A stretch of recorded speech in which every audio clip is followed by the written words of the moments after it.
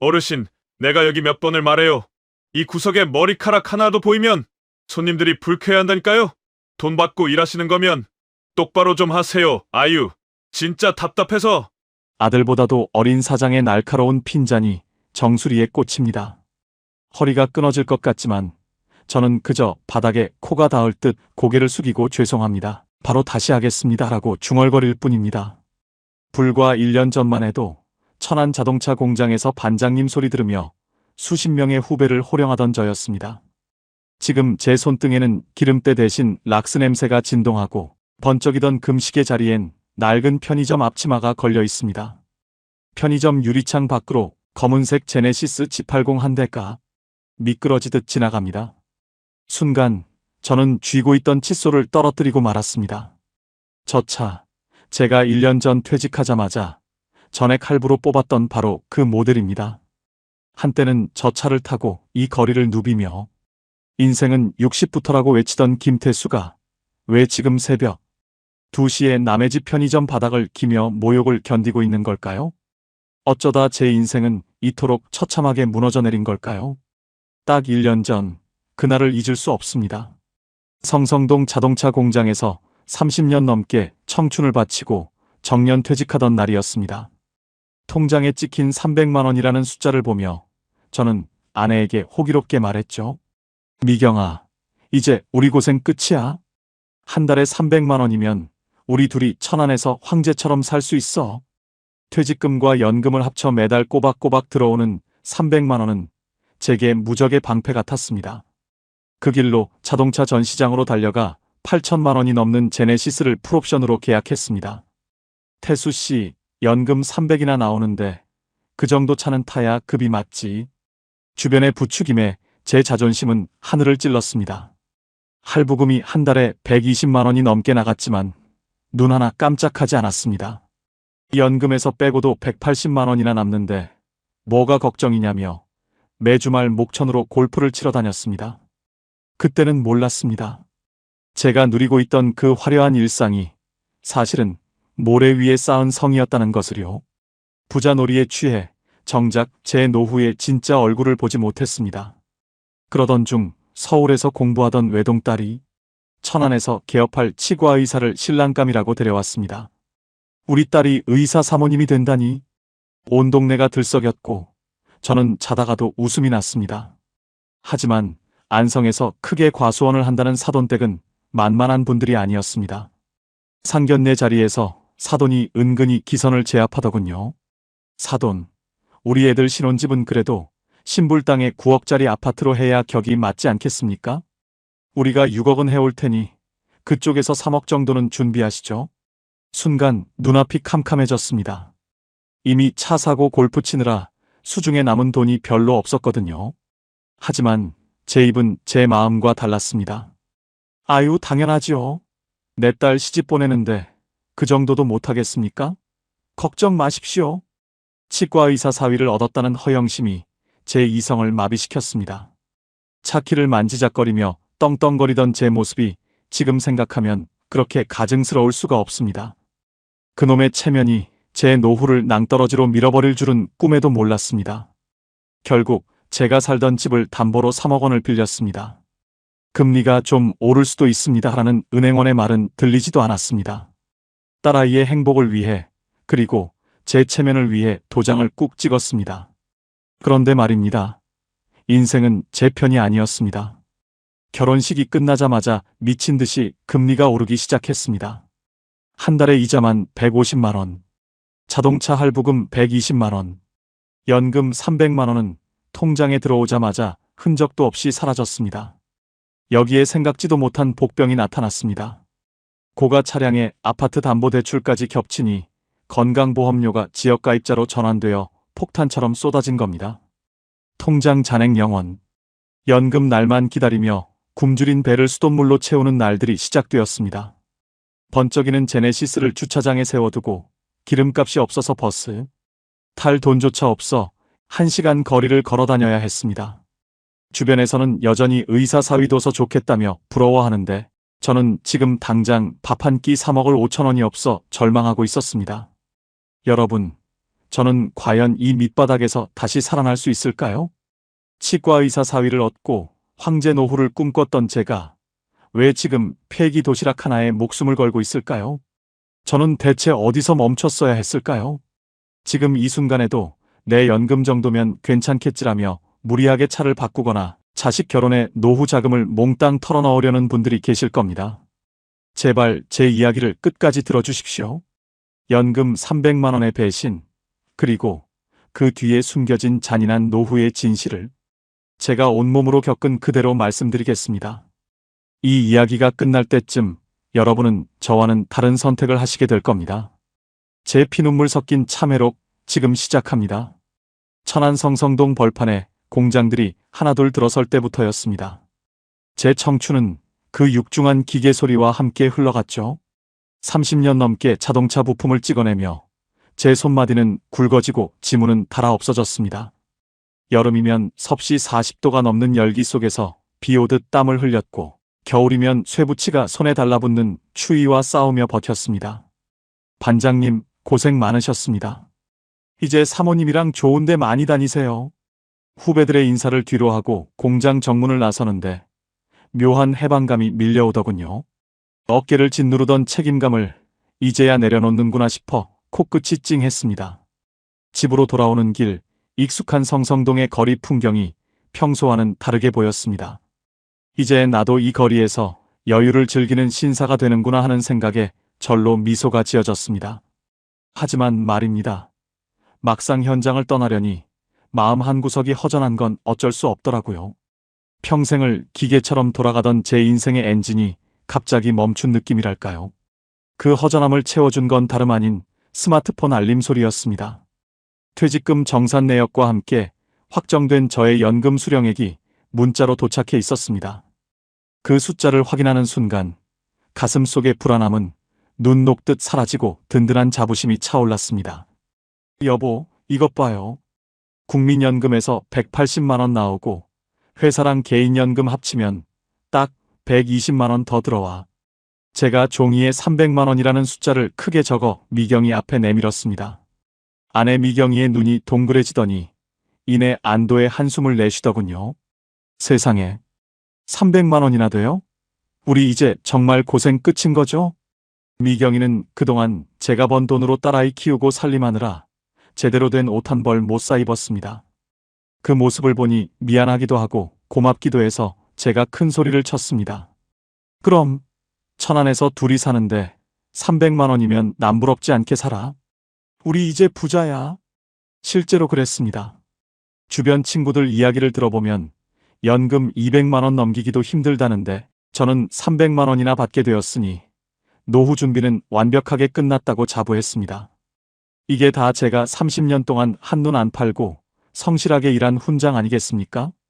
여기서 끝이 아니었습니다. 그동안 모아둔 퇴직금도 꽤 쏠쏠한 목돈으로 통장에 잠자고 있었죠. 여보, 우리 이제 먹고 싶은 거 다 먹고 가고 싶은데 다 가보자. 아내의 손을 꼭 잡고 말하면서 저는 이미 머릿속으로 화려한 은퇴 생활을 설계하고 있었습니다. 문제는 여기서부터 시작되었습니다. 자신감이 넘치다 보니 제가 가진 돈의 가치를 실제보다 훨씬 크게 착각하게 된 겁니다. 퇴직 후 첫 친구 모임, 저는 주인공이었습니다. 야, 김태수, 너는 이제 천안의 황제네, 황제. 연금 300이면 자식들 손 안 벌리고 평생 떵떵거리겠어. 친구들의 부러움 섞인 한마디에 제 어깨는 이미 귀 근처까지 솟아올랐습니다. 에이, 뭘 이 정도 가지고 그래. 오늘은 내가 쏠 테니까 마음껏 먹어. 그날 저는 평소라면 엄두도 못 냈을 비싼 고기를 주문하고 골든벨을 울렸습니다. 사실 이때까지만 해도 참 좋았습니다. 30년 고생한 보람을 사람들에게 인정받는 그 기분이 마치 세상의 중심이 된 것 같았거든요. 태수야, 너 이제 차도 좀 바꿔야지. 명색이 퇴직했는데 그 낡은 아반떼가 뭐냐? 급에 맞는 걸 타야지. 한 친구의 무심한 한마디가 제 가슴 속에 깊숙이 박혔습니다. 그때는 몰랐습니다. 그 급이라는 단어가 제 인생을 어떻게 망가뜨릴지 말입니다. 막상 생각해보니 틀린 말도 아니었습니다. 평생 가족들 위해 아끼고만 살았는데 이제 저를 위해 선물 하나쯤은 해도 되지 않을까 싶더군요. 특히 300만 원이라는 든든한 연금이 매달 들어오는데 차 할부금 몇십만 원쯤이야 대수롭지 않게 느껴졌습니다. 하지만 생각처럼 쉽지 않았어요. 제 욕심은 이미 작은 소형차를 넘어 저 멀리 번쩍이는 대형 세단을 향해 달리고 있었으니까요. 아직 남은 게 있었어요. 제 자존심을 채워줄 마지막 퍼즐 조각 말입니다. 새 차에서 나는 특유의 가죽 냄새, 여러분도 좋아하시죠? 전시장에 들어서자마자 제 코끝을 찌르는 그 향긋한 냄새가 마치 김태수 씨, 당신 드디어 성공했어라고 속삭이는 것 같았습니다. 불당동 큰 길가에 있는 그 화려한 매장에서 저는 세상 그 누구보다 당당했습니다. 영업사원은 제 차림새와 여유 있는 태도를 보더니 대번에 눈치를 채더군요. 어르신, 이 정도 급의 차는 타셔야죠. 평생 고생하셨는데 보상받으셔야 하지 않겠습니까? 그 말이 제 가슴을 툭 쳤습니다. 맞습니다, 보상. 30년 넘게 자동차 공장에서 남의 차 부품만 찍어내며 살았는데 정작 나는 낡은 아반떼나 몰고 다녔으니 얼마나 억울합니까? 제네시스 G80 풀옵션으로 하니 8,500만 원이 훌쩍 넘더라고요. 솔직히 퇴직금에서 바로 긁기엔 조금 망설여졌습니다. 그런데 영업사원이 제안을 하나 하더군요. 요즘은 전액 할부로 많이들 하세요. 연금 나오시는 거 있으면 월 납입금 150만 원 정도는 충분히 감당하시잖아요. 그때까지만 해도 괜찮았습니다. 머릿속으로 계산기를 두드려 봤죠. 매달 들어오는 연금 300만 원에서 차 할부금 150만 원을 빼도 150만 원이나 남습니다. 아내랑 둘이 천안에서 밥 먹고 살기에 150만 원이면 충분하다고 생각했습니다. 오히려 좋은 차를 타고 다니면 제 품격이 올라가고 나중에 딸아이 결혼시킬 때도 사돈 댁에 기가 안 죽을 것 같더군요. 그렇게 저는 60개월 전액 할부라는 무시무시한 계약서에 사인을 하고 말았습니다. 번쩍이는 차 키를 손에 쥐었을 때 저는 제가 다시 30살 청년으로 돌아간 것처럼 심장이 뛰었습니다. 좋은 차를 뽑으니 그 다음은 자연스럽게 따라오더군요. G80을 타고 동네 마트나 다닐 수는 없는 노릇 아닙니까? 태수야, 너 차도 바꿨는데 이제 골프 시작해야지. 언제까지 등산만 다닐 거야? 친구들의 유혹에 저는 못 이기는 척 골프채를 잡았습니다. 천안 목천 쪽에 경치 좋은 골프장이 참 많거든요. 처음에는 그저 친목 도모라고 생각했는데 이게 장난이 아니더라고요. 막상 해보니까요. 돈 들어갈 곳이 한두 군데가 아니었습니다. 일단 이름 있는 브랜드 골프채 세트 하나 맞추는 데만 300만 원이 훅 나갔습니다. 어디 그뿐인가요? 골프복도 남들 입는 것처럼 비싼 걸로 몇 벌 사야 하죠. 매주 연습장, 레슨비에 공 치러 나가는 그린피까지. 한 번 라운딩 나갈 때마다 캐디피의 식사비까지 합치면 30만 원에서 40만 원은 우습게 깨졌습니다. 그래도 골프장 그늘집에 앉아 시원한 맥주 한잔하며 세상을 내려다보면 제가 정말 대단한 사람이 된 것 같았습니다. 야, 김태수. 너 폼이 아주 회장님이야, 회장님. 친구들의 비행기 태워주는 소리에 취해 저는 지갑을 열어젖혔습니다. 연금 300만 원이 제 뒤를 든든하게 받쳐주고 있다는 착각 때문이었죠. 평생 공장에서 기름때 묻히며 일하던 김태수는 간데 없고 이제는 화려한 골프장에 어울리는 신사 김태수만 남았습니다. 가끔 통장 잔고가 줄어드는 게 보였지만 다음 달 25일에 또 300만 원 들어오는데 뭐라며 스스로를 안심시켰습니다. 지금 생각하면 그때 제 머리에 뭐가 씌어도 단단히 씌었던 게 분명합니다. 여보, 이거 좀 봐요. 지난달 카드값이 500만 원이 넘게 나왔어요. 미경이의 떨리는 목소리에 저는 닦던 골프채를 내려놓았습니다. 뭐가 그렇게 많이 나왔어? 내가 좀 쓴 건 있지만 500만 원이나 될 리가 없는데. 가계부를 들여다보니 제 차 할부금 150만 원에 골프 관련 비용, 그리고 친구들 만나서 낸 술값들이 빼곡하더군요. 미경이는 얼굴이 하얗게 질려서 저를 쳐다봤습니다. 우리 가진 목돈도 딸아이 시집 보낼 때 써야 하는데 이렇게 연금 들어오는 대로 다 써버리면 어떡해요? 저축은커녕 생활비도 모자라요. 아내의 정당한 걱정에 저는 오히려 버럭 화를 내고 말았습니다. 당신이 뭘 안다고 그래? 내가 30년 동안 공장에서 고생해서 이제 겨우 숨 좀 쉬겠다는데 그게 그렇게 아까워? 나 김태수야. 연금 300이나 나오는 사람이라고. 자존심이 상했습니다. 아내 앞에서 당당하고 싶어서 큰 소리를 쳤지만 속으로는 저도 조금씩 겁이 나기 시작했습니다. 사실 저도 알고 있었습니다. 우리 부부의 생활비가 야금야금 바닥나고 있다는 것을요.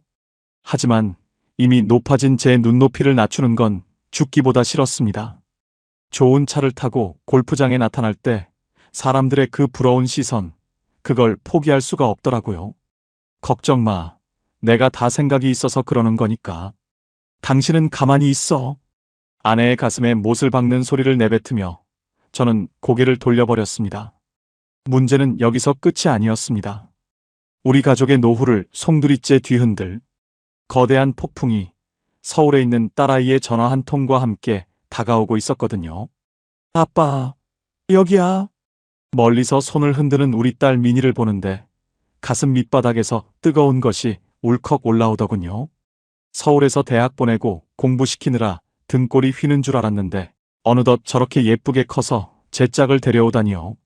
사실 딸아이가 전화로 아빠, 나 만나는 사람 있어. 천안에서 치과 개업할 의사야라고 했을 때 저는 제 귀를 의심했습니다. 치과 의사? 내 딸이 의사 사모님이 된다고? 식당 안으로 들어가니 훤칠하고 인상 좋은 청년이 벌떡 일어나 인사를 하더군요. 처음 뵙겠습니다, 아버님. 김지훈이라고 합니다. 사위 될 놈의 손을 잡는데 그 손이 얼마나 곱고 부드러운지 제 투박한 손이 부끄러울 정도였습니다. 자리에 앉아 음식이 나오기도 전에 제 자랑이 시작됐습니다. 우리 지훈 군, 천안 어디쯤에 개업할 생각인가? 내가 이 동네는 훤하거든. 인맥도 좀 있고. 저는 은근슬쩍 제네시스 차 키를 테이블 위에 딱 올려두었습니다. 아버님, 안 그래도 불당동 쪽에 자리를 보고 있습니다. 그 말을 듣는데 입가에 미소가 떠나질 않았습니다. 그래, 의사 사위라면 이 정도 격식은 갖춰야지. 그날 제가 낸 밥값만 40만 원이 넘었습니다. 하지만 전혀 아깝지 않았어요. 제 딸이 이런 훌륭한 신랑감을 데려왔는데 장인 될 사람이 그까짓 돈 몇십만 원에 벌벌 떨어서야 되겠습니까? 그때는 정말 세상을 다 가진 기분이었습니다. 제 인생의 정점이 바로 그날인 줄 알았죠. 혹시 여러분도 자식 자랑하고 싶어 입이 근질근질했던 적이 있으시죠? 저는 그날 이후로 만나는 사람마다 사위 자랑을 늘어놓았습니다. 성환이며 성성동이며 예전 공장 동료들이 모인 곳이라면 어디든 제네시스를 끌고 달려갔죠. 야, 김태수, 너 진짜 로또 맞았구나? 연금 300 받으면서 의사 사위까지? 전생에 나라를 구했냐? 동료들의 부러움 섞인 한마디에 제 어깨는 이미 안드로메다까지 올라갔습니다. 에이, 뭘 그런 걸 가지고 그래. 애들이 좋아서 만난다는데 내가 반대할 이유가 있나? 그냥 적당히 뒷바라지나 해주려고. 입으로는 적당이라고 했지만 속으로는 이미 사위의 치과 개원 화환 문구를 고민하고 있었습니다. 그때까지만 해도 제 인생은 탄탄대로인 줄 알았습니다. 문제는 여기서 끝이 아니었습니다. 자랑을 하면 할수록 주변의 기대치는 높아만 갔고 저 또한 그 기대를 저버리지 않으려고 더 무리하게 지갑을 열게 되더군요. 태수야, 의사 사위 두면 장인이 신혼집 정도는 번듯하게 해줘야 하는 거 아냐? 한 친구의 우스갯소리가 제 심장을 콕 찔렀습니다. 그때부터였습니다. 왠지 모를 압박감이 제 가슴 한구석을 짓누르기 시작한 게요. 하지만 저는 그때까지만 해도 제 통장의 연금과 퇴직금이면 못할 게 없다고 믿었습니다. 예상과 완전히 달랐던 건 사위 집안의 수준이었습니다. 나중에 알았는데요. 결혼은 당사자들끼리만 하는 게 아니더라고요. 드디어 사돈댁과 상견례를 하는 날이었습니다. 안성 쪽에서 크게 과수원을 하신다는 사돈은 첫인상부터 기가 상당했습니다. 그분이 타고 온 차도 저와 같은 제네시스였는데 왠지 제 차보다 더 좋아 보이더군요. 식사가 어느 정도 진행되자 사돈이 찻잔을 내려놓으며 본론을 꺼냈습니다. 사돈, 우리 애들이 천안에서 뿌리를 내리기로 했으니 집 문제가 제일 중요하지 않겠습니까? 제가 신불당 쪽에 봐둔 아파트가 있는데 요즘 시세가 한 9억 정도 하더군요. 9억이라는 소리에 미경이의 손이 미세하게 떨리는 게 보였습니다. 저 또한 가슴이 철렁했지만 여기서 기가 죽으면 딸아이가 시집가서 무시당할 것 같았습니다. 아유, 그렇죠. 신불당 쪽이 애들 살기엔 제일 좋지요. 제 대답이 떨어지기가 무섭게 사돈이 쐐기를 박더군요. 저희가 한 6억 정도는 어떻게든 마련해 보겠습니다. 그러니 사돈께서도 성의 표시로 한 3억 정도만 보태주시는 게 어떻겠습니까? 의사 사위 얻으시는데 그 정도는 생각하고 계셨죠? 3억. 그 숫자가 제 머릿속을 둔기로 때리는 것 같았습니다. 순간 식당 안의 공기가 차갑게 굳어버린 느낌이었습니다. 솔직히 포기하고 싶었습니다. 저희는 그만한 돈이 없습니다라고 말하고 싶었습니다. 하지만 제 옆에는 기를 쓰고 저를 쳐다보는 딸 미니가 있었고 맞은편에는 여유로운 표정의 사돈이 있었습니다. 아유, 그럼요. 3억이 문제겠습니까? 우리 딸 행복하게 잘 사는데 그 정도는 당연히 해줘야지요. 제 입은 제 뇌를 거치지도 않고 마음대로 짓거려댔습니다. 옆에서 미경이가 제 허벅지를 꼬집는 게 느껴졌지만 저는 허허 웃으며 사돈의 잔에 차를 따랐습니다. 그때는 몰랐습니다. 그 3억이라는 족쇄가 제 연금 300만 원을 어떻게 갈기갈기 찢어놓을지 말입니다. 이게 다가 아니었습니다. 여기서 끝이 아니었거든요. 상견례를 마치고 돌아오는 길 차 안에서는 단 한마디도 오가지 않았습니다. 번쩍이는 제네시스의 엔진 소리조차 그날따라 왜 그렇게 요란하게 들리던지요. 집에 도착하자마자 아내 미경이가 참았던 말을 터뜨렸습니다. 여보, 미쳤어요? 3억이 무슨 애들 장난이에요? 우리 수중에 3천만 원도 없는데 무슨 수로 3억을 해줘요? 아내의 날 선 목소리가 제 가슴을 찔렀지만 저는 오히려 더 큰 소리를 쳤습니다. 그럼 거기서 안 된다고 해? 사위가 치과 의사고 사돈댁이 6억을 내놓겠다는데 우리가 입 싹 닫고 있으면 우리 딸 평생 시댁에서 기 못 펴고 살아. 말은 그렇게 했지만 속은 시커멓게 타들어가고 있었습니다. 우리가 지금 살고 있는 이 6억짜리 아파트, 30년 넘게 공장 다니며 피땀 흘려 마련한 우리 부부의 유일한 전 재산 아닙니까? 그런데 말이에요. 그놈의 자존심이 뭔지 끝까지 고집을 부리게 되더라고요. 지금 살고 있는 집 담보로 대출 좀 받으면 돼. 우리 연금 300만 원이나 나오잖아. 거기서 이자 좀 내고 살면 큰 문제 없어. 미경이는 기가 막힌 듯 저를 쳐다봤습니다. 이자요? 3억 빌리면 한 달에 이자만 얼마인 줄 알아요?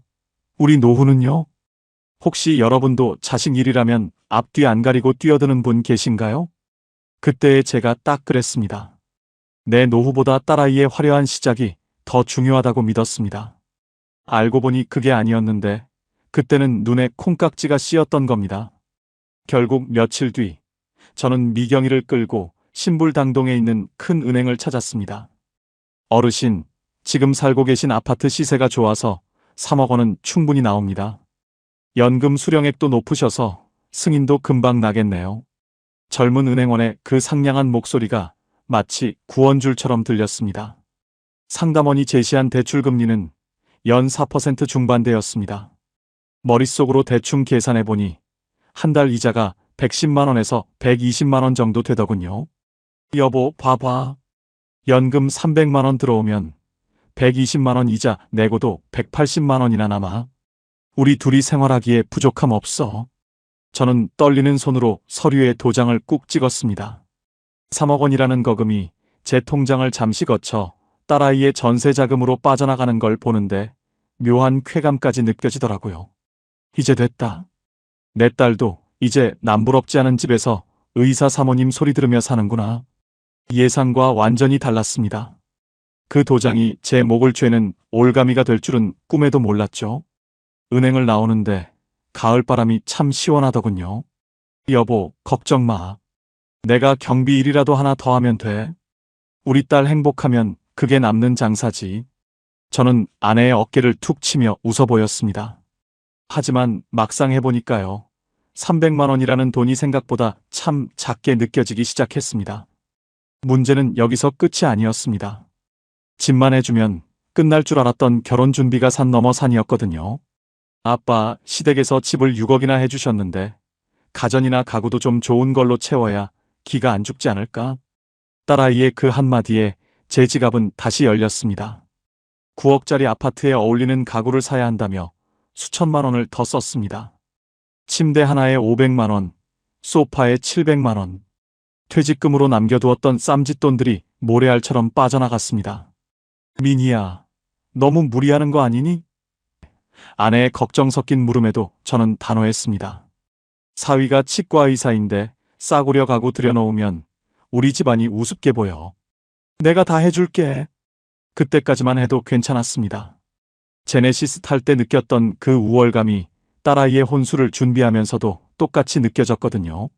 주변에서는 다들 부럽다고 난리였습니다. 태수 씨는 좋겠어. 그런 능력 있는 사위도 두고 통 크게 집까지 해주고. 하지만 그때는 몰랐습니다. 매달 25일이면 들어오는 300만 원이 저를 지탱해주는 기둥이 아니라 저를 무너뜨릴 무게추가 되고 있다는 사실을요. 순간 마음이 철렁했던 적도 있었습니다.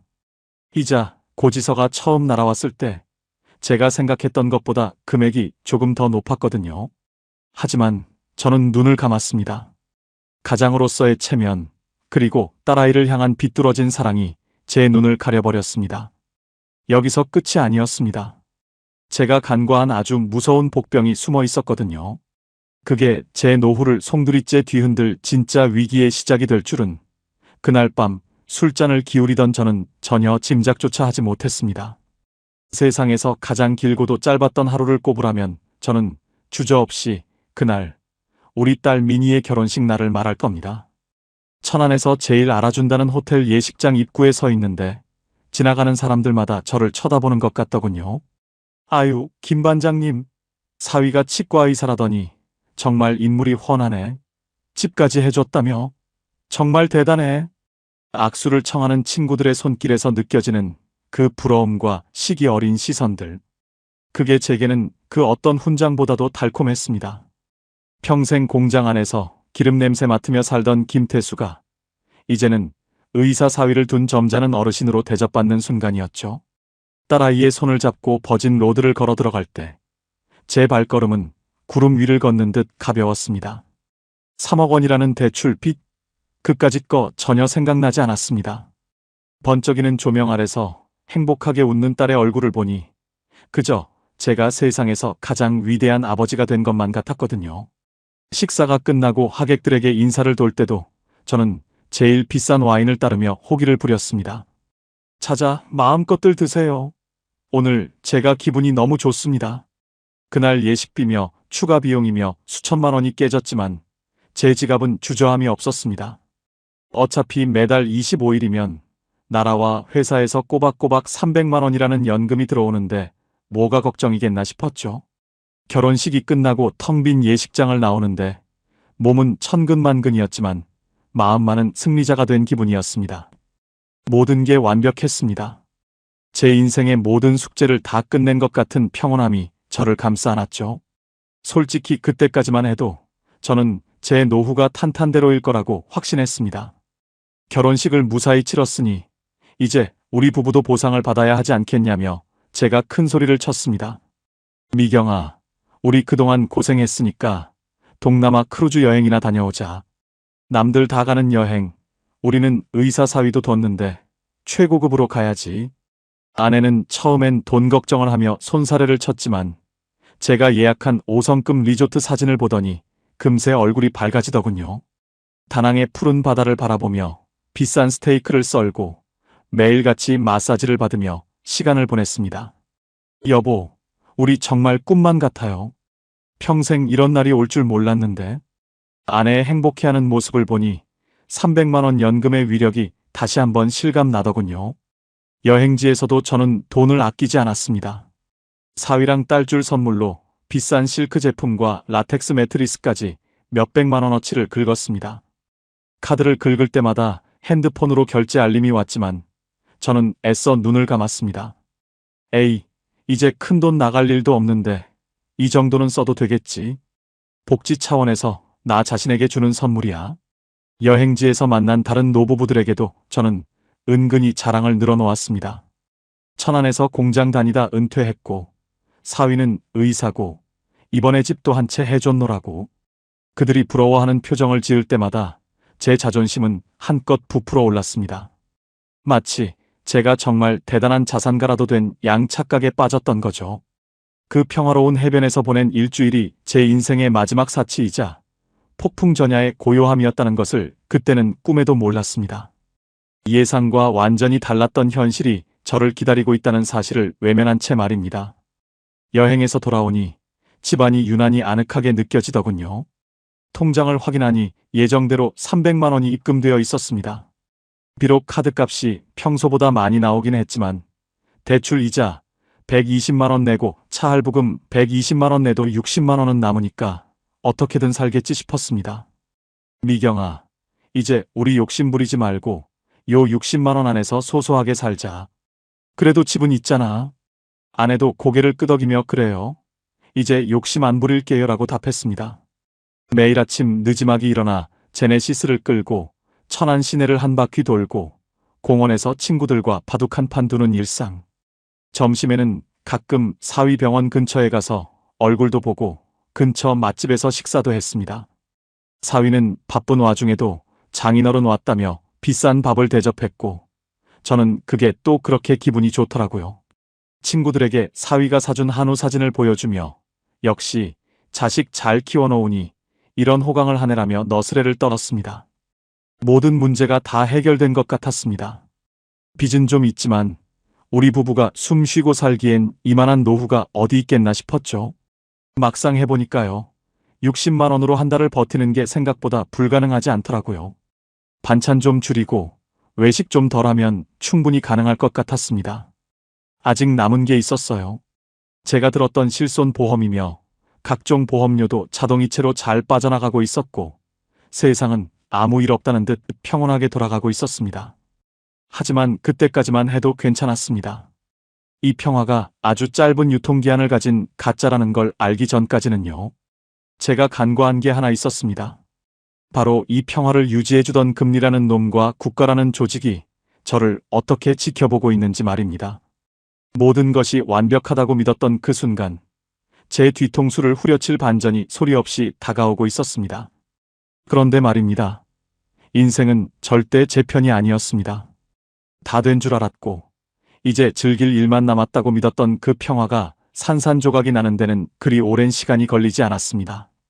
여행에서 돌아와 짐을 풀기도 전에 우편함에 가득 쌓여있던 하얀 봉투들이 제 목을 죄어오기 시작했거든요. 가장 먼저 저를 때린 건 은행에서 날아온 통지서였습니다. 금리 인상에 따른 월 상환액 변동 안내. 안내문을 읽어 내려가는 제 눈을 의심했습니다. 연 4%대였던 대출 금리가 어느새 7%를 향해 치솟아 있었고 한 달에 120만 원 정도면 된다던 이자가 180만 원을 훌쩍 넘어가 있었습니다. 순간 머릿속이 하얘지더군요. 300만 원 연금 중에 180만 원이 이자로만 빠져나간다니요. 거기에 제네시스 할부금 120만 원을 더하면 제 통장은 이미 0원이었습니다. 숫자가 머릿속에서 뱅글뱅글 돌면서 숨이 턱 막혀왔습니다. 문제는 여기서 끝이 아니었습니다. 제가 간과한 게 하나 더 있었어요. 퇴직 후 아내를 제 앞으로 피부양자 등록을 해두었기에 건강보험료 걱정은 안 하고 살았거든요. 그런데 며칠 뒤 지역 건강보험 가입자 전환 안내문이 날아왔습니다. 제 명의의 6억짜리 아파트와 8천만 원이 넘는 제네시스 G80 그리고 제가 받는 연금 액수가 합쳐지니 건강보험료가 무려 40만 원이 넘게 책정되어 나왔습니다. 여보, 이거 잘못된 거 아니에요? 우리가 무슨 돈이 있다고 한 달에 40만 원을 내. 미경이의 비명이 거실을 가득 채웠지만 저는 아무 대답도 할 수 없었습니다. 그때까지만 해도 차를 살 때 느꼈던 자부심이 이제는 제 심장을 찌르는 칼날이 되어 돌아오고 있었습니다. 지하 주차장에 내려가 제 차를 보는데 그렇게 꼴 보기가 싫을 수가 없더군요. 한때는 제 자부심의 상징이었고 제 인생의 훈장 같았던 그 녀석이 이제는 제 노후를 갉아먹는 괴물처럼 보였습니다. 기름값이 무서워서 시동 한 번 걸기가 겁이 났습니다. 천안 시내 한 바퀴 돌면 10,000원짜리 한 장이 우습게 사라지는데 통장 잔고 0원인 저에게 그건 사치 중의 사치였습니다. 알고 보니 그게 아니었어요. 이 차는 제 수준에 맞는 보상이 아니라 제가 감당할 수 없는 허영이었습니다. 나중에 알았는데요. 은퇴한 사람에게 자동차는 이동수단이 아니라 부채 그 자체였습니다. 할부금에, 보험료에, 이제는 건강보험료 점수까지 높여놓으니 이 녀석이 제 숨통을 조이는 1등 공신이 된 겁니다. 차 문을 열고 시트에 앉아봤습니다. 고급 가죽 냄새가 여전히 진동했지만 그 향기가 이제는 썩은 냄새처럼 느껴지더군요. 친한 동료들이 태수 씨, 차 참 좋네 라며 부러워하던 소리가 환청처럼 들려와 귀를 막았습니다. 막상 해보니까요. 체면이라는 게 밥 먹여주는 거 아니더라고요. 차는 번쩍이는데 주머니엔 버스카드 충전할 돈 5,000원도 없어서 덜덜 떠는 제 꼴이 너무 우스웠습니다. 아내 미경이는 이제 마트에서 파는 세일 품목 하나에도 벌벌 떨며 눈물을 훔치기 시작했습니다. 여보, 우리 정말 이대로 망하는 거예요? 딸아이 집 해준다고 빌린 돈, 이거 어떻게 갚아요? 아내의 원망 섞인 질문에 저는 고개를 숙인 채 아무 말도 하지 못했습니다. 그때 그 서류에 도장을 찍지 말았어야 했는데, 사돈 댁 앞에서 큰 소리를 치지 말았어야 했는데, 후회는 늘 늦게 찾아오고 그 무게는 생각보다 훨씬 무거웠습니다. 25일 연금날이 되었습니다. 예전 같으면 미경이랑 고기라도 구워 먹으러 갈 생각에 들떴겠지만 이제는 공포의 날이 되었습니다.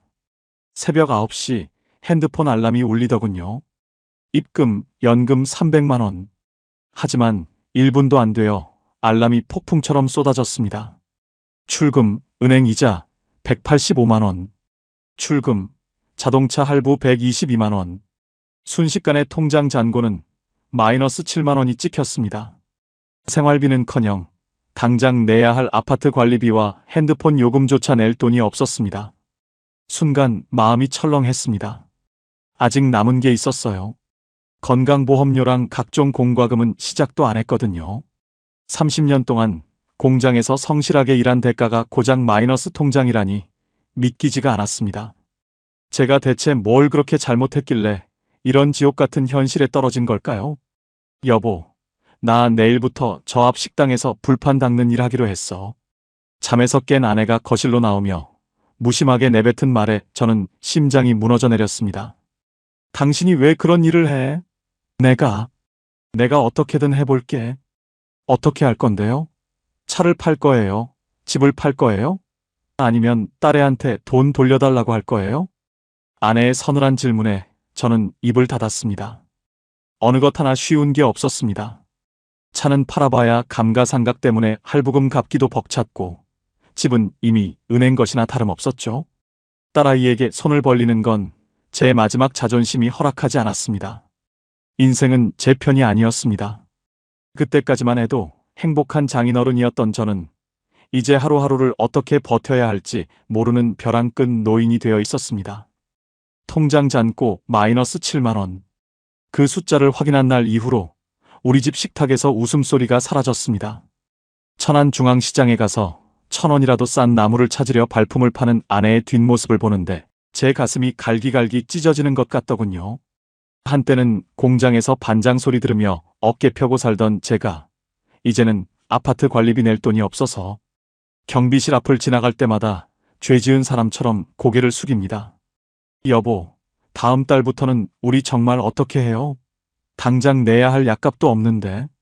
아내의 떨리는 목소리에 저는 아무 대답도 할 수 없었습니다.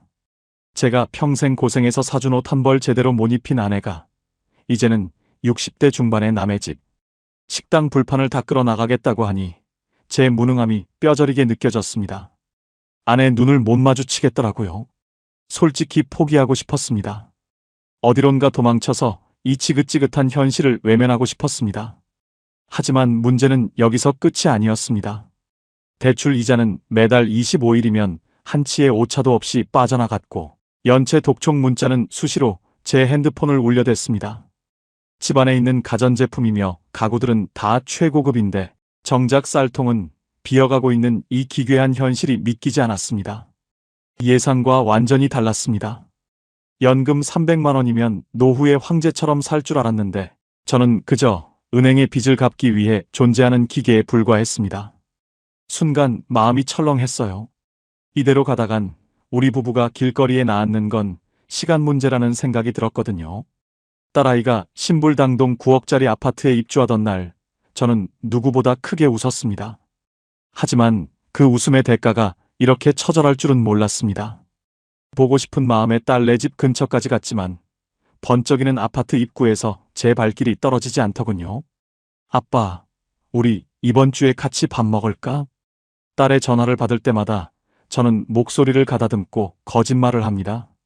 아니야, 아빠가 요즘 친구들이랑 골프 치러 다니느라 바빠. 너희끼리 맛있는 거 먹어라. 손에 든 10,000원짜리 한 장이 없어서 딸에게 밥 한 끼 사달라는 소리를 못합니다. 치과의사 사위가 장인어른 용돈 좀 안 주냐고요?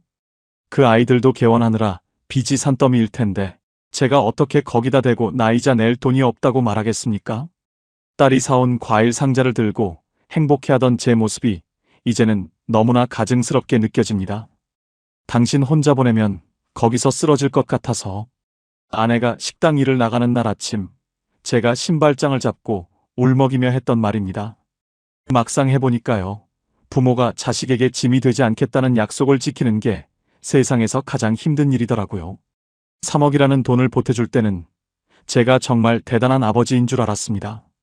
그런데 그 3억 때문에 제 아내는 파출부 일을 하고 저는 끼니를 걱정해야 하는 이 상황을 딸이 알게 된다면 얼마나 괴로워할까요? 생각처럼 쉽지 않았어요. 자식에게 기 안 죽이겠다고 부렸던 허세가 결국 자식의 마음을 더 아프게 할 무덤이 되고 있었습니다. 이게 다가 아니었습니다. 여기서 끝이 아니었어요. 결국 저는 제 자존심이자 마지막 보루였던 제네시스를 팔기로 결심했습니다. 할부금만이라도 해결되면 숨통이 트일까 싶었죠. 하지만 중고차 딜러의 입에서 나온 금액은 제 심장을 도려내는 것 같았습니다. 어르신, 요즘 이 모델 매물이 많아서 생각하신 것보다 훨씬 안 나와요. 할부 원금 갚고 나면 남는 거 거의 없으실 텐데 8천만 원 넘게 주고 산 차가 1년 만에 반토막이 나 있더군요. 차를 넘기고 나오는 길, 제 손에는 차 키 대신 낡은 버스 카드가 들려 있었습니다. 주차장에 세워진 제 차를 마지막으로 한번 돌아보는데 눈물이 왈칵 쏟아졌습니다. 그 차가 뭐라고, 그 쇳덩어리가 뭐라고 내 노후를 이토록 망쳐놓았나 싶어 제 자신이 너무나 한심했습니다. 예전에 친구가 농담처럼 했던 말이 떠오르더군요. 허세 부리다 망하면 다시 밑바닥으로 내려가는 건 한순간이라는 뜻이었겠죠. 버스를 타고 집으로 돌아오는데 창밖으로 보이는 천안 시내가 낯설게만 느껴졌습니다. 화려한 불빛들 사이에 제 자리는 없는 것 같았습니다. 집에 도착하니 아내가 녹초가 된 몸으로 소파에 쓰러져 자고 있더군요. 그 거친 손등을 어루만지며 저는 결심했습니다. 더 이상 숨지 않기로, 이 바닥에서부터 다시 시작하기로 말입니다. 하지만 그때까지만 해도 괜찮았습니다. 차를 팔면 다 끝날 줄 알았는데 우리 부부 사이를 갈라놓을 진짜 갈등은 이제부터 시작이었으니까요. 가족이라는 이름으로 서로에게 비수를 꽂아야 했던 그 아픈 시간들이 저를 기다리고 있었습니다. 밤 11시, 현관문 열리는 소리가 천둥소리처럼 가슴을 때립니다. 하루 종일 식당에서 불판을 닫고 돌아온 아내. 미경이의 어깨가 예전보다 훨씬 작아진 것 같아 눈물을 참기가 힘들더군요. 제가 건넨 물잔을 받지도 않고 소파에 털썩 주저앉은 아내가 한참 만에 입을 열었습니다. 여보, 나 오늘 식당에서 누구 만났는지 알아요? 당신이랑 공장 같이 다니던 영수 씨 부인이 우리 식당에 손님으로 왔더라고요. 순간 제 심장이 멈추는 줄 알았습니다. 영수라면 저랑 동기로 입사해서 퇴직할 때까지 붙어 다니던 녀석인데 그 부인이 아내가 일하는 식당에 왔다니요. 나 주방으로 숨었어. 당신이 사준 그 비싼 가방 들고 온 그 사람 앞에서 앞치마 두르고 있는 내 꼴을 보여줄 수가 없어서. 아내의 목소리가 떨리더니 이내 흐느낌으로 변했습니다. 당신이 그때 그 제네시스만 안 샀어도, 그놈의 사위 자랑만 안 했어도 내가 이렇게 비참하게 살지는 않았을 거야. 아내의 비수 같은 말에 저는 아무 대답도 할 수 없었습니다. 평생 고생시킨 것도 모자라 노후에 남의 집 설거지나 시키는 남편이라니 제 자신이 그렇게 징그러울 수가 없더라고요. 아내 눈을 못 마주치겠더라고요. 솔직히 그 순간에는 제 자존심보다 아내의 젖은 손등이 더 아프게 다가왔습니다. 하지만 문제는 여기서 끝이 아니었습니다. 우리 부부의 갈등은 이제 시작이었고 그 깊이는 제가 생각한 것보다 훨씬 깊었습니다. 핸드폰이 진동할 때마다 가슴이 철렁 내려앉습니다. 태수야, 이번 달 모임은 병천 순대거리에서 한다. 너 이번에도 빠질 거야? 친구들의 연락이 이제는 공포로 다가옵니다. 한때는 제가 모임을 주도하고 계산서까지 먼저 낚아채던 사람이었는데 이제는 차비가 아까워서 버스 타는 것도 망설이는 처지가 되었으니까요. 결국 저는 조용히 친구들이 모여있는 단톡방을 나가버렸습니다. 나중에 알았는데요. 친구들 사이에서는 이미 제 소문이 파다하더군요. 의사 사위였더니 망했다더라. 집 담보로 대출 받아서 이자도 못 낸다더라 하는 이야기가 제 귀에까지 들려왔습니다. 사람들이 저를 동정하는 그 시선이 죽기보다 싫었습니다. 차라리 욕을 먹는 게 낫지. 어쩌다 저렇게 됐대? 하는 그 한마디가 제 자존심을 난도질했습니다. 그때까지만 해도 괜찮았습니다. 친구들 안 만나면 그만이라고 생각했으니까요. 그런데 말이에요. 사회적 단절보다 무서운 건 혼자 남겨졌다는 외로움이었습니다.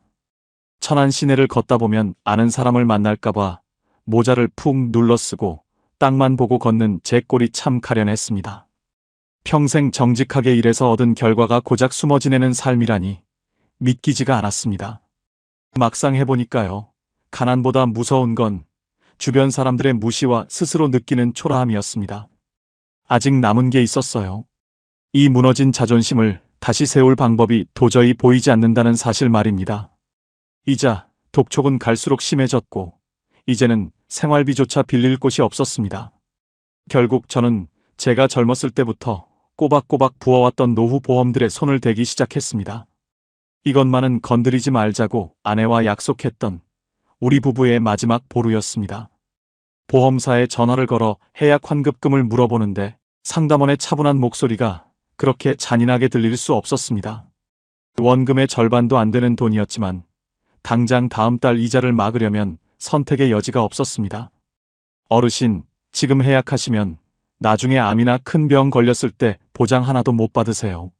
정말 괜찮으시겠어요? 상담원의 그 한마디에 심장이 덜컥 내려앉았습니다. 그래, 아프면 그냥 죽자. 당장 굶어 죽게 생겼는데 나중 일이 무슨 소용이야? 비참한 생각에 눈물이 고지서 위로 툭 떨어졌습니다. 제 인생의 모든 안전장치가 하나씩 해제되고 있는 기분이었습니다. 복지 혜택을 알아봐도 집이 있고 연금 수령액이 높다는 이유로 저는 항상 제외 대상이더군요. 서류를 정리해서 가방에 넣는데 문득 안방에서 들려오는 아내의 거친 숨소리가 들렸습니다. 잠결에도 끙끙 앓는 아내를 보니 가슴이 미어지는 것 같았습니다.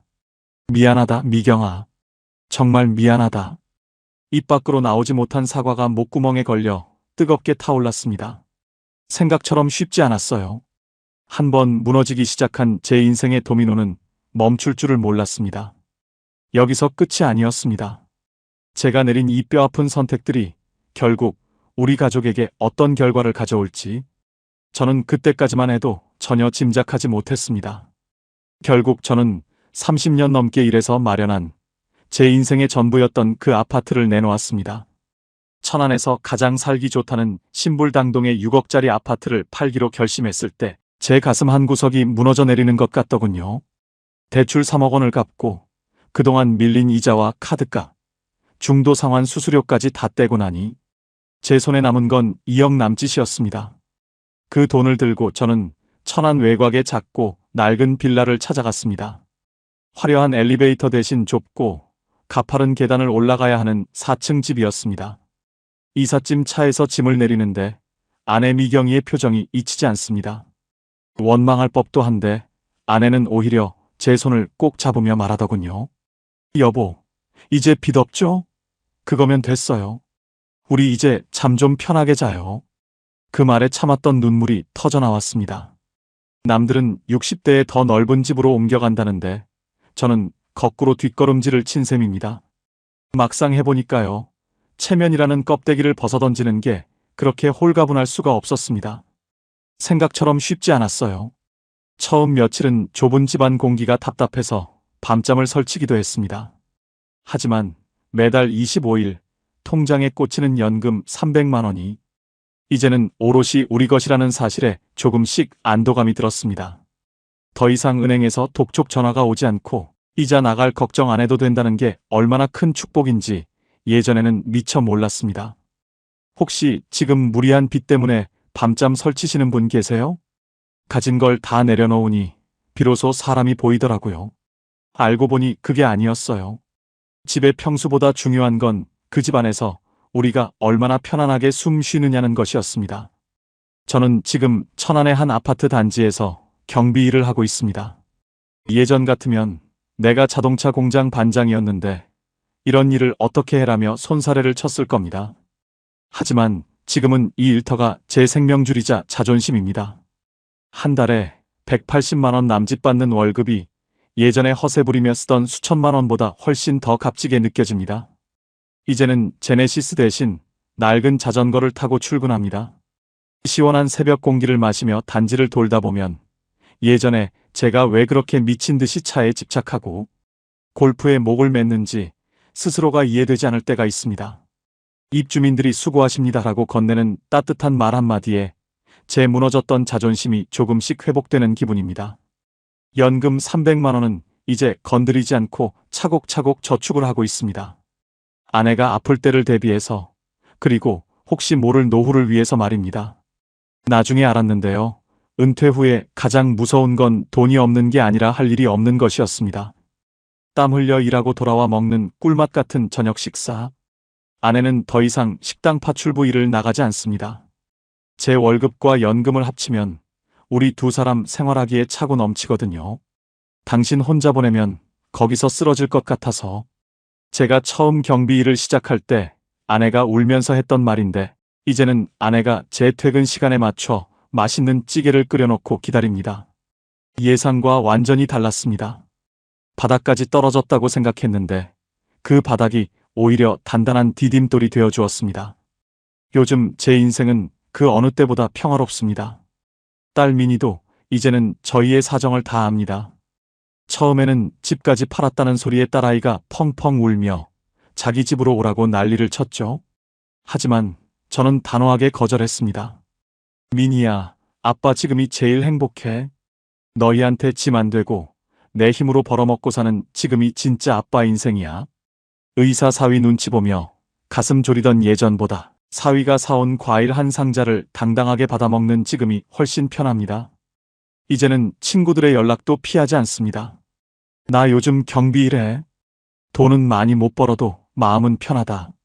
솔직하게 제 처지를 말하니 오히려 친구들이 더 응원해 주더군요. 태수야, 너 정말 멋지다. 나도 은퇴하고 너처럼 당당하게 살고 싶다.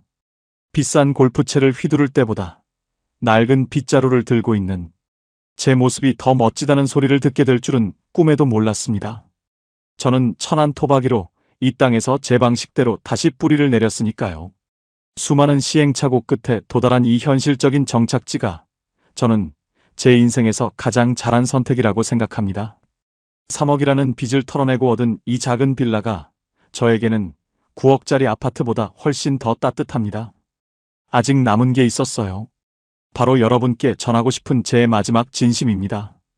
이 모든 풍파를 겪고 나서야 비로소 깨달은 것들, 다시는 저 같은 실수를 반복하지 않으시길 바라는 마음으로 제 노후의 진실을 정리해 보려 합니다. 오늘 제 이야기가 거의 끝나가네요. 과연 제가 이 고난 끝에 여러분께 드리고 싶은 진짜 조언은 무엇일까요? 마지막까지 제 목소리에 귀를 기울여 주시기 바랍니다. 군더더기 없는 제 노후의 결산서, 이제 공개하겠습니다. 여러분, 제 긴 이야기를 들어주시느라 고생 많으셨습니다. 천안 자동차 공장에서 30년 넘게 일하며 자부심 하나로 살았던 제가 왜 이렇게 밑바닥까지 떨어졌다가 다시 올라와야 했는지 이제는 조금 이해가 가시나요? 오늘 제가 마지막으로 드리고 싶은 말씀은 자랑이 아닙니다. 다시는 저 같은 사람이 나오지 않길 바라는 마음으로 제 가슴을 도려내서 드리는 뼈아픈 충고입니다. 가장 먼저 드리고 싶은 말씀은 이겁니다. 연금 300만 원은 부자의 상징이 아니라 겨우 목숨만 붙여주는 산소호흡기입니다. 한 달에 300만 원이 꼬박꼬박 들어온다고 하면 세상 다 가진 것 같죠? 저도 그랬습니다. 하지만 그 돈은 제가 쓸 돈이 아니라 제 노후를 지켜줄 최소한의 방어선이었습니다. 그걸 여윳돈이라고 착각해서 제네시스 할부금으로 120만 원씩 떼주고 골프장에 뿌리고 다녔으니 망하는 건 시간 문제였죠. 여기에 시니어들이 가장 무서워해야 할 복병이 있습니다. 바로 건강보험료와 세금입니다. 지역가입자로 전환되는 순간 여러분이 가진 집과 차는 모두 등급으로 매겨져서 여러분의 연금을 갉아먹습니다. 저처럼 9억짜리 아파트에 제네시스 타고 다니면 국가에서는 여러분을 재벌로 봅니다. 돈은 없는데 내야 할 세금은 수십만 원씩 늘어나는 이 기괴한 구조를 절대 잊지 마세요. 복지 혜택? 그런 건 저 같은 사람에겐 해당 사항도 없었습니다. 통장 숫자에 속지 마십시오. 그 숫자가 여러분의 실질적인 구매력을 말해주지는 않습니다. 둘째로, 자식의 체면은 여러분의 목숨보다 중요하지 않습니다. 저는 하나뿐인 딸년이 의사 사모님 소리 듣게 하겠다고 3억이라는 거금을 대출받았습니다. 그게 딸을 위하는 길인 줄 알았습니다.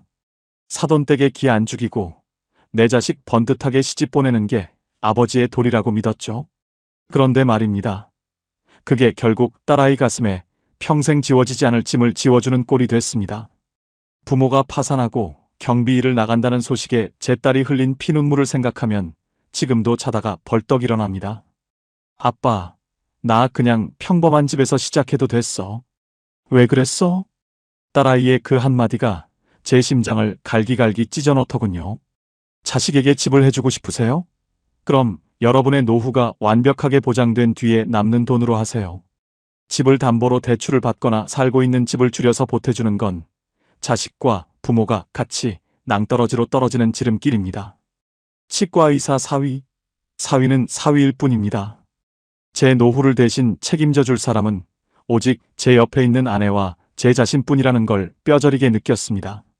지금 혹시 주변에서 누구네 집은 얼마 해줬다더라 하는 소리에 마음 흔들리는 분 계신가요? 그 소리 딱 1년만 지나면 아무도 기억 안 합니다. 하지만 여러분의 마이너스 통장은 죽을 때까지 여러분을 따라다닙니다. 자식에게 가장 큰 선물은 집을 해주는 게 아니라 죽을 때까지 자식 손 안 빌리고 내 힘으로 당당하게 사는 부모의 모습을 보여주는 겁니다. 사위가 의사라고 좋아했던 제 손가락을 자르고 싶다는 말, 이거 빈말 아닙니다. 체면은 한순간이지만 고통은 영원하다는 사실을 명심하십시오. 마지막으로 은퇴 후에도 꼭 일을 하십시오. 돈이 많고 적고를 떠나서 몸을 움직여서 버는 그 근로소득이 여러분의 정신을 건강하게 만듭니다. 저처럼 연금 300만 원 믿고 뒷방 늙은이처럼 골프나 치러 다니면 금방 망가집니다. 저는 지금 경비 일을 하며 받는 180만 원이 나라에서 주는 300만 원보다 훨씬 더 소중합니다. 이 돈은 제가 땀 흘려 번 돈이기에 10원 한 장 허투루 쓸 수 없거든요. 은퇴 후의 직업은 부끄러운 게 아닙니다. 오히려 아무 일도 없이 시간을 죽이며 자식들 연락만 기다리는 게 더 부끄러운 일입니다.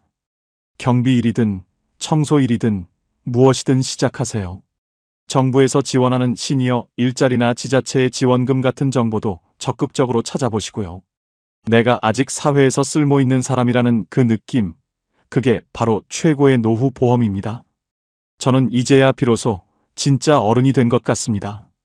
번쩍이는 제네시스도 9억짜리 아파트도 저를 지켜주지 못했지만 오늘 제가 흘린 땀방울은 배신하지 않더군요.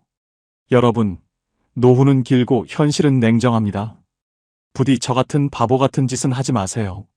내 수중에 있는 돈을 지키고 내 몸을 움직여 살아가며 아내와 소소하게 찌개 끓여 먹는 그 일상이 진짜 행복입니다. 이것만 기억하세요. 남들의 시선보다 무서운 건 내일 당장 밥 한 끼 사 먹을 돈이 없어 떨고 있는 내 자신의 초라함입니다. 오늘 제 이야기가 여러분의 가슴에 작은 경종이 되었기를 바랍니다. 여러분의 노후는 저보다 훨씬 더 단단하고 평온하시기를 진심으로 기도하겠습니다. 끝까지 제 모자란 이야기를 들어주셔서 정말 고맙습니다. 인생의 정점에 있다고 생각했을 때가 가장 위험한 순간이었습니다. 연금 300만 원의 함정, 의사 사위라는 허세, 그리고 무리한 대출. 이 세 가지만 조심해도 여러분의 노후는 절반 이상 성공한 겁니다. 오늘 김태수의 이야기가 도움이 되셨다면 주변 분들께도 공유해 주세요. 다시는 우리 같은 시니어들이 눈물 흘리는 일이 없어야 하니까요. 연금은 생존 자금이지 사치 자금이 아닙니다. 자식 결혼에 내 노후 전체를 거는 도박은 멈추세요. 은퇴 후에도 소소한 일거리를 찾는 것이 진짜 품격입니다. 다음에도 더 현실적이고 진솔한 시니어들의 경험담으로 찾아오겠습니다. 오늘도 평안한 밤 되세요. 구독과 좋아요는 큰 힘이 됩니다. 감사합니다.